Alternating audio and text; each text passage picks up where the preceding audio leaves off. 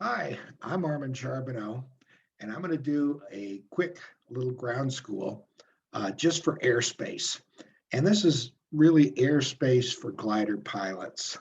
Um, there's a whole bunch of airspace that we can get into that power pilots need to know about.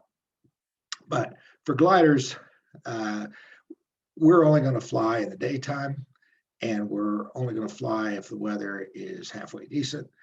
Um, or, or else we're heading back for the airport if it deteriorates. So, at any rate, thought I'd give you a overview and what you need to know to pass your check ride. And so, at any rate, here goes. Um, First, let's take a look at a chart. And the sectional charts are widely available and often getting used less and less because there's more uh, UDIs and other types of navigational flight computers that essentially have this information on them. Uh, but this is kind of the way that you learn it, and you can always use the sectional to find out where you are. So first, uh, let's start in Boulder. And let's take a zoom in as much as we can and look at Boulder. Um, I am going to get a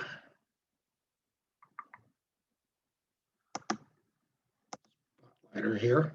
Okay, so here's the Boulder Airport. And if we look, we're going to see a whole bunch of things around it. Uh, First of all, we notice it's a magenta color. And if we look over here at this airport, we notice it's a blue color.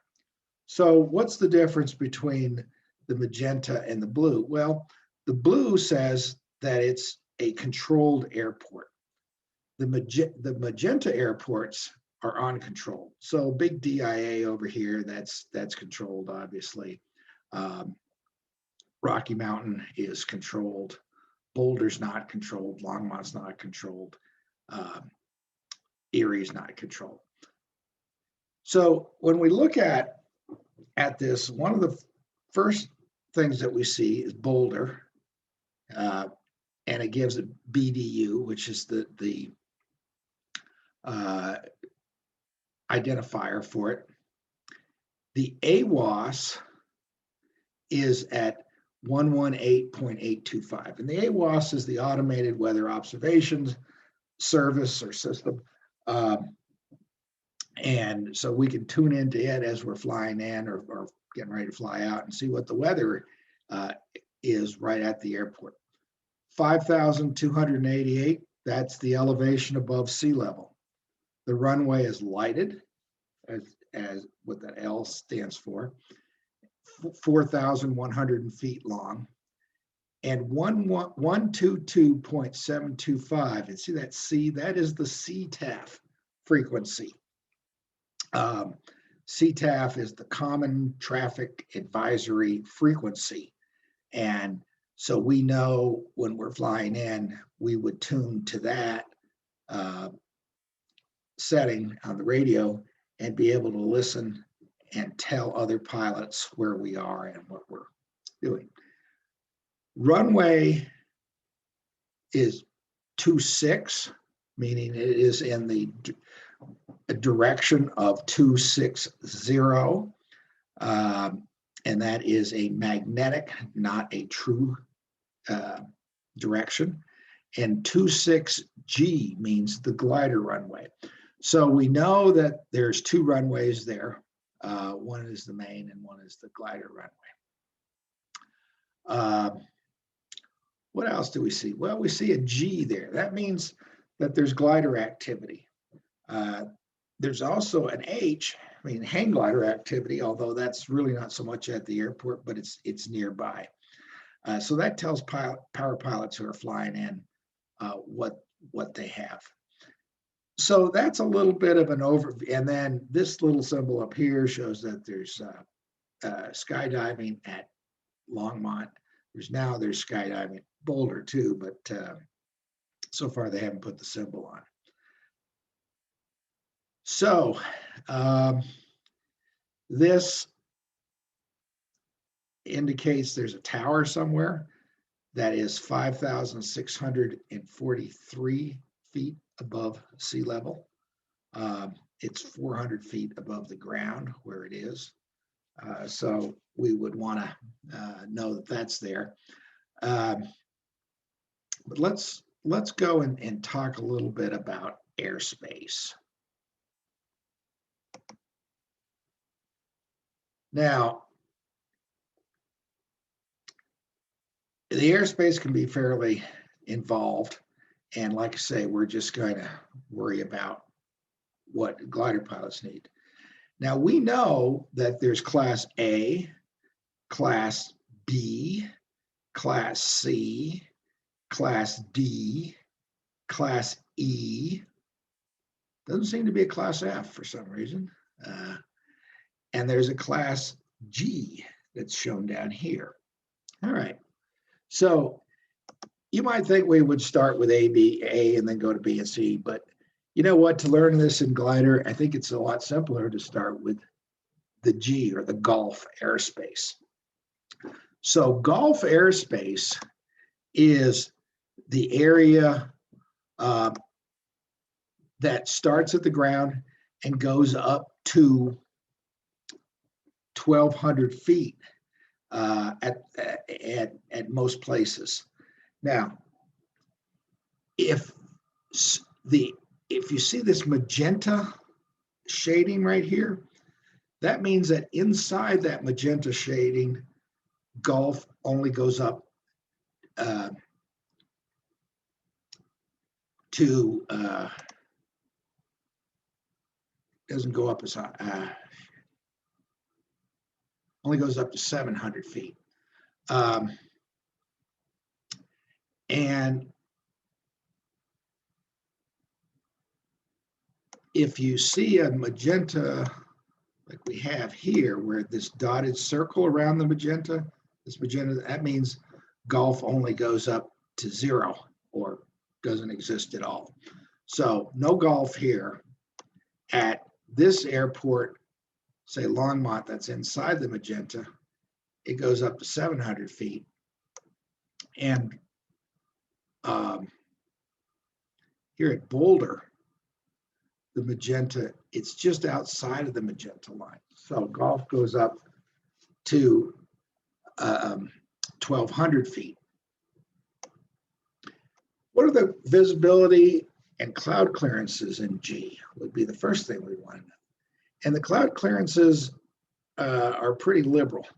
You need to have 1 mile visibility and clear of clouds, and that's during the daytime. And we're only going to talk about daytime because gliders can only fly at daytime. So 1 mile visibility, clear of clouds. Boy, that's not real great cross-country flying. So legally, if you were out over here someplace, you could fly, well, not from, say, Yuma to, oh no, it's inside, sorry. Well, at any rate, more importantly, at Boulder. So what I'm saying is, if you were out in the middle of nowhere and you were flying from one small airport to another, you could legally fly your power plane 1,000 feet above the ground from one remote location to another. Not really advisable, but legal. So, but let's say we're at Boulder. Clouds are at 1,100 feet, and the visibility is 1.5 miles. Could we practice? Pattern tows? Well, the answer is yes. And surprisingly, in Boulder, sometimes that's the best time to practice pattern tows, because Boulder does not have a instrument landing. In other words, place where power pilots can come in and fly in instrument conditions. So nobody's flying.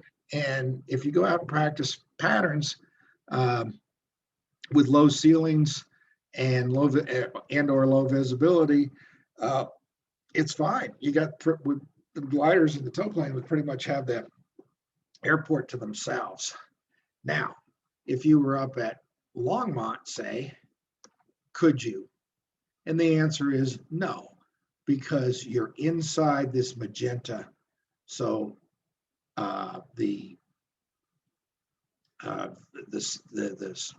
you gotta have at least 700 feet. So you can only go up to 700 feet, which is not high enough to practice patterns. And it would be, at least the tow plane wouldn't be able to come around. If you went up and did a quick turnaround, I guess you could, but it's essentially no. But here in Boulder, yeah, you can do it because you're outside of the Magenta line. So G airspace, typically to 1,200 feet, inside the Magenta, 700 feet. And if there's a dotted Magenta line around it, then there's no G. E goes to the ground, or G goes to 0, however you want to say it. So 1 mile visibility, clear of clouds. The next airspace you'd think would be Foxtrot, F airspace. Well, I guess in other places in the world, in other countries, Foxtrot airspace does exist, but not in the United States. If it were up to me, we would categorize one class of airspace. But what they've done is have Echo airspace, the next airspace up, and there's 2 echoes, which makes it a little bit confusing in my opinion. So there's Echo below 10,000 and Echo above 10,000. And an Echo airspace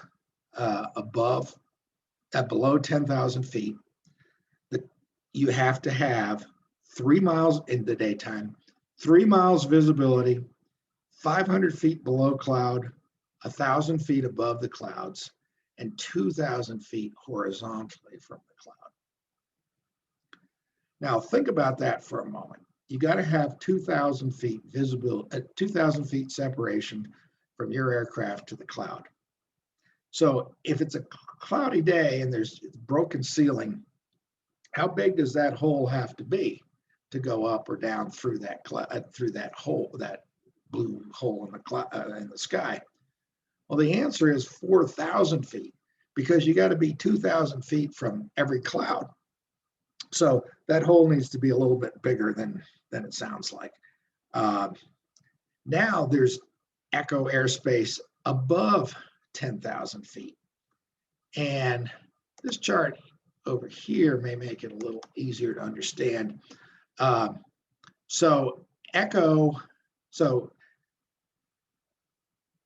below, less than 10,000 feet, 500 below, 1,000 above, 2,000 horizontally. But when you get above 10,000 feet, you have to have 5 miles visibility. You have to be 1,000 feet below the cloud, 1,000 feet above the cloud, and 1 statute mile of horizontal from the cloud, which means that hole would have to be 2 miles to go through it. So there's basically 2 echoes, and if it were up to me, the below 10,000 would be Foxtrot airspace, and the above 10,000 would be Echo, but obviously it's not up to me. So we don't get it that way. Now, so once you get above, or you don't get above 18,000. So at 17,999, you're at the top of Echo, and at 18,000 feet, you're in Class Alpha airspace. You can't go into Class Alpha airspace with a glider. It's full IFR all the time, and gliders just aren't equipped to do IFR the way air traffic control needs us to do it. It needs any aircraft to do it. So ceiling is at 17,999. Highly recommend that you use 17.5 as just a hard ceiling. And really, once you get to 17, you can glide pretty far at 17,000 feet. So probably you need to just stop at 17 and make sure you don't go above 17.5 so that you don't bust the alpha airspace. So quick review. Class G goes up to 1,200 unless you're inside the magenta circle or a dotted magenta. You need 1 statute mile visibility and clear of clouds. You get into echo, which starts at typically at 1,200 feet, or sometimes at 700, and sometimes at the ground. But below 10,000 feet, you have to have 3 miles visibility.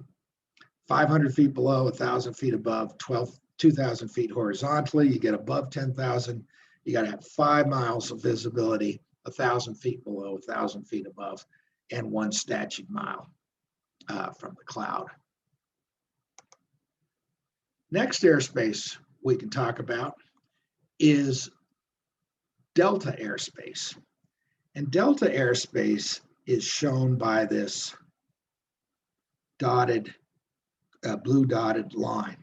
And so here's Rocky Mountain. Control tower is at 118.6.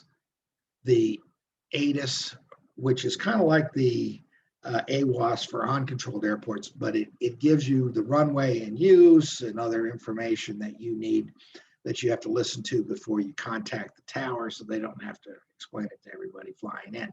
And that's at 126.25. You can see that the elevation of the airport is 5,673 feet. It's lighted and 9,000 feet long. There's runway 12 right and other. So this number here means that delta airspace goes up to, but not including, 8,000 feet. So you see that little minus sign? So at 7,999, if you were here, you would be in delta airspace. If you're at 8,000 feet, then you're above delta airspace. Delta airspace typically, in almost all cases, is 5 miles from the airport and 2,500 feet above the ground. So practically, now, the only requirement that you need to fly into delta airspace is you have to have a radio and you have to contact the tower. You don't need permission to come in, but you need to call them and tell them and make contact and say you're on your way. From a glider perspective, practically, you're 5 miles away and you're 2,500 feet above the ground. That's pretty low because you want to come into the pattern at 1,000 feet at least. And you want to add, a little bit of a safety margin there, which means if you're in delta airspace, you need to land there. You're probably going to land there. So from a practical standpoint for gliders, you don't need to worry too much about delta airspace unless you really need it. And then you have to call the tower. So you need to be able to find the frequency. You need to call the tower, tell them you're coming. And make sure you tell them you're a glider and you need to land. But for most part, if you're flying here and you're coming from the south and you're coming back to Boulder, you're going to overfly that airspace. You don't need to call them. You just, all our ships have transponders. They'll see you. They'll know you're there. They'll know that you're above 2,500. You're above there, 2,500 feet above the ground, above their airspace. And they're not going to really worry about you too much. Although if they have traffic coming in and coming out, they may alert that your traffic is there. The next airspace is Charlie airspace. And an example of Charlie airspace is down here at in Colorado Springs. Okay, and that's what Charlie airspace, solid magenta line. It's a little bit complicated airspace here that you can see, but typically you're not going to go there as a glider pilot. You can go in there as a glider pilot. Let's not worry about what the limitations are. I mean, we can show them here. If you're going to go into Charlie, you got to have 3 statute miles of visibility and 500 feet below, 1,000 feet above, 2,000 feet. So just like Echo airspace, you're probably not going to go into here unless you really have to. And if you really have to, and you're in a glider, it's pretty much an emergency, and you can just go in and land. You better call them and tell them you're coming. Bravo airspace. All right, let's take a look at this. You can see the Bravo airspace is this blue solid lines around the main airport, which is DIA.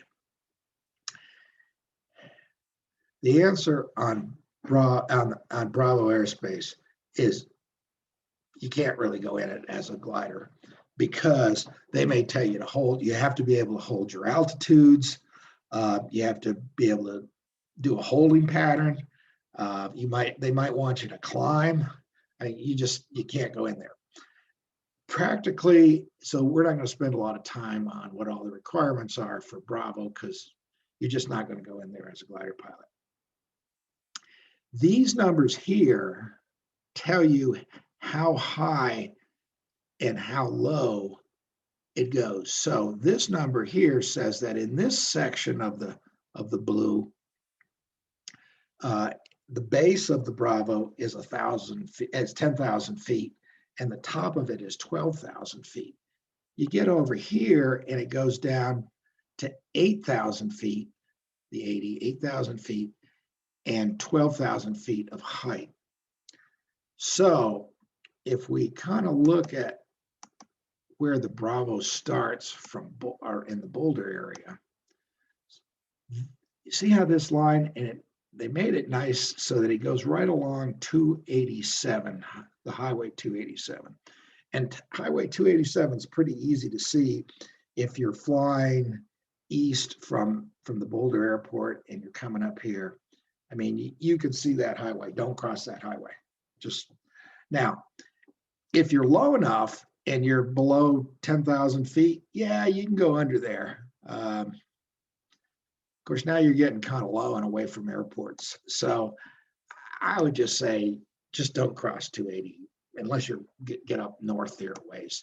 You get up past this area, yeah, you can cross 287. And it's a big highway, it's easy to see. So, but otherwise here, now you just don't go in there. If you come in to go Boulder and there's a storm and it's like, no, I don't want to, it's too rough, but I can make it to Erie. Well, Erie's okay, because you probably came in here, maybe you're at 8,000 feet. You can make it over to here, you'll be less than 8,000 feet by the time you get to Erie, and you could come land at Erie if you had to. And stay outside of the Bravo airspace. The Bravo airspace goes up to 12,000 feet. You can overfly it with a glider. I think you're supposed to have transponder at least, if not ADS-B, and to overfly it. I think you are supposed to have ADS-B to overfly it. Not sure if glider is exempt from that, but don't overfly it until you're really sure. This magenta circle here says mode C, 30 nautical miles. Around all the Bravo airspace, there's a mode C veil, it's called. and you have to have transponder ADS-B to go into there. However, gliders are exempt, so you don't have to have that for a glider. Let's look at some other features of the chart. Notice the yellow here and here, but not over here. That means it's a populated area, and there's some special rules for populated areas on how high you can fly. It's not going to be a big factor for aircraft, for gliders. Just know that it's there, and so you if you may not want to go over these populated areas if because there won't be any place to land out. Let's see what else. These this thing right here is a navigation aid, and it shows, it's called a VOR or VORTAC, and it gives radio signals, directional radio signals, and they're not used much anymore because of GPS. But notice all these blue lines going into it. So you got 1, 2, 3, 4, 5, 6, 7, 8, 9. Those blue lines are airways, and there's a lot, even though the VORs aren't used as much anymore because of GPS, air traffic still routes along those routes. So say you're out here and you find a great thermal. Would this be a good place to thermal? Well, of course not, because you've got aircraft flying in at high rates of speed and might be going right through you, especially above 10,000 feet, where aircraft are allowed to go any speed up to Mach 1. Below 10,000, they have to stay below 250 knots. But if you're thermaling, and this would be a really bad place to thermal, so just don't. Avoid these intersections here. All right, so let's do a little airspace review. And let's say we're at Kugel-Strong Airport, and we're standing on the ground, and we're looking straight up.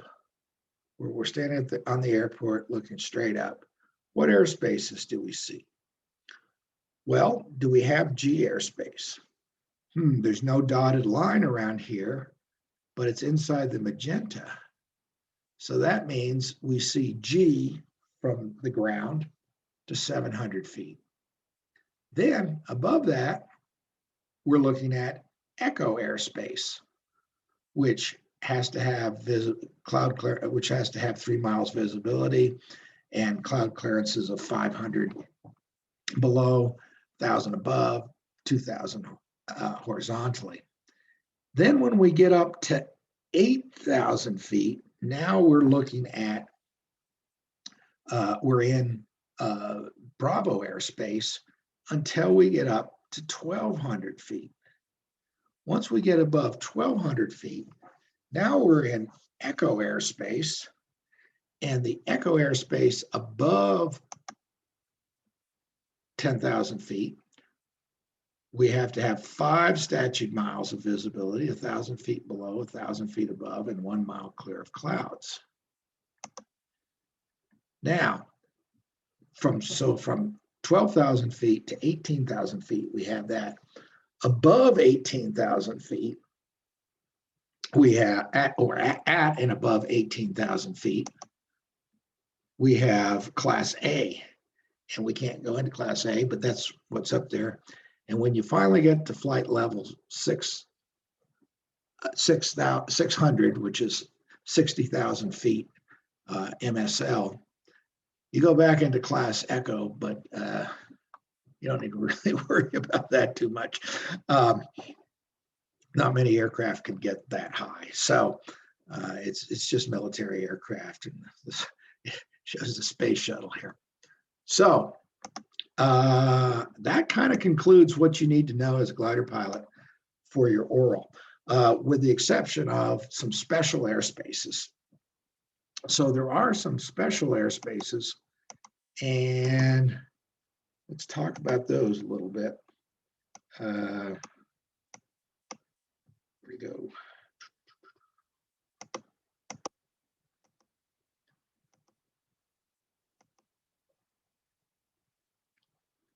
So say like over here, if we go down into Utah, there's some airspace over here. So hard to see it here. Can we zoom in a little more? Okay. This airspace here, the MOA, that's military operation area. And there's these magenta lines. You can go in and fly in military operation areas. However, you need to be alert. It takes an extra measure of alertness because there may be aerial training operations with jets flying around pretty fast and all that. So the restricted airspace, don't go in it. Can't go in it legally anyway, and definitely don't go in it because they may be shooting things up from the ground. I don't know what they do in there, but just stay out of it. And it's pretty easy to stay out because it's going to be in remote areas. This red area around here is a TFR, and it shows here what the TFR is. The TFR will come and go.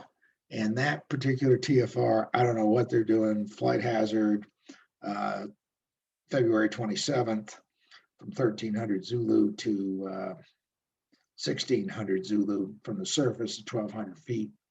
And it's going to start in 51 minutes as of the time we're doing this video. Not sure what's going on there. I don't see it around an airport. Not sure what that one is. But you need to know about these TFRs, and you can't fly in there. Some of the TFRs, when politicians, like there'll be a presidential TFR, which will really shut things down. There's also stadium TFRs, and that becomes a factor and will probably be on your oral. Shoot, I lost Boulder here.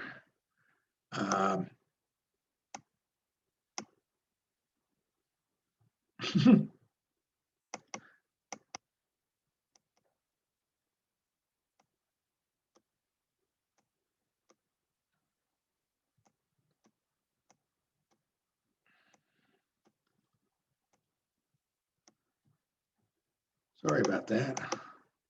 Oh, here we are. It just got too far north.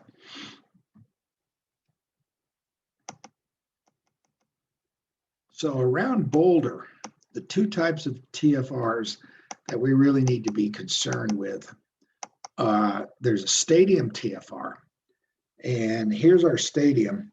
The TFRs for the stadium TFR usually go 2 miles away and I think 3,000 feet above or something. That TFR nicks Boulder's airport. So that shuts down a lot of flying. You can fly in the TF, you can arrive and depart Boulder. You need to get a discrete frequency to put on your transponder. Typically, the airport just shuts down, but you can fly. You have to call and get a special transponder code, and you can take off, but you have to go north. You can't go south. And if you come flying back in, you have to get the special transponder code and come in and land. And you have to come in and to the north. The other types of TFRs that we have in Boulder are fire TFRs. And unfortunately, we get a lot of fires, and we'll probably have fire season, every summer. And you cannot, the TFRs will be, we don't know where they'll be. It'll be wherever the fire is. And you have to stay out of them. And you really want to, because there'll be high-speed jet tankers coming in full of fire retardant, and you don't want to get near those. We need to let those guys put our fires out. So stay away. They will go up to a certain height. Sometimes they only go up to 14 or 14.5. You can overfly them. Maybe not such a great idea, because if you get low, now you're in it. It may be smoky. So you want to just avoid those fire TFRs, even if you can overfly them, and know where, it's a good idea to know where the tankers are coming from.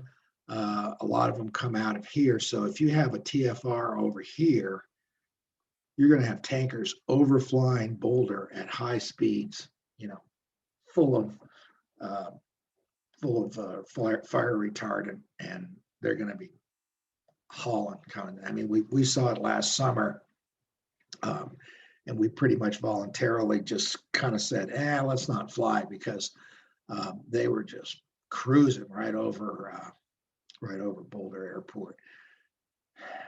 It's an unfortunate thing here in Colorado that we have these fires, but we got to let these guys